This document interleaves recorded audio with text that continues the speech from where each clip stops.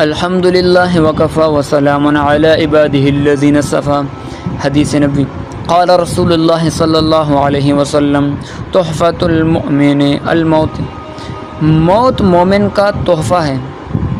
علامہ طیبی رحمہ اللہ اس حدیث کی شرح کرتے ہوئے فرماتے ہیں کہ موت بڑی سعادت اور بلندی تک پہنچانے کے لیے سبب بنتی ہے، اور موت ہی جنت اور جنت کی نعمتوں کے حصول کے لیے ذریعہ ہوتی ہے۔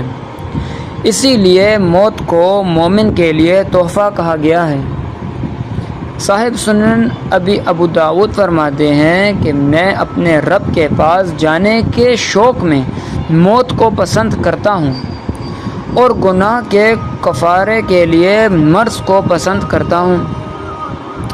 شیخ عبدالحق محدث دہلوی رحمہ اللہ نے فرمایا کہ اس حدیث میں جو موت کا تحفہ فرمایا گیا ہے، اس کی وجہ یہ ہے کہ موت کے ذریعے مومن خدا کی نعمتوں و کرم اور اس کی جنت میں پہنچ جاتا ہے، اور دنیا کی مشقتوں اور سختیوں سے اس کو چھٹکارا مل جاتا ہے۔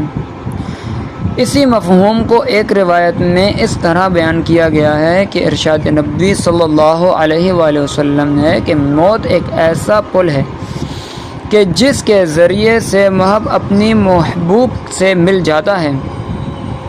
خلاصہ یہ ہوا کہ مومن کے لیے تو موت ایک تحفہ ہے، کیونکہ موت کے بعد اس کے لیے راحت والی زندگی کا دروازہ کھل جاتا ہے، بخلاف فساق و کفار کے لیے کہ ان کے لیے یہ ایک عذاب ہے کہ اس کے بعد ان کے لیے پریشانی اور تکالیف کا دروازہ کھل جاتا ہے۔ حدیث کا مطلب یہ ہوا کہ مومن کے لیے موت ایک تحفہ ہے، اور کافر یا کفار کے لیے یا غیر مذہب کے لیے جو اللہ تبارک و تعالیٰ کو نہیں مانتے، ان کے لیے موت ایک دردناک عذاب ہے۔ بظاہر موت خود بھی ایک عذاب ہے، اور اس کے بعد جو زندگی ہے اس میں بھی ان کے لیے بہت بڑا عذاب ہے۔ اللہ تبارک و تعالی ہمیں ایمان والی موت نصیب فرمائے، اور اللہ تبارک و تعالی ہم سے دنیا میں بھی راضی ہو اور ہمارے سے آخرت میں بھی راضی ہو۔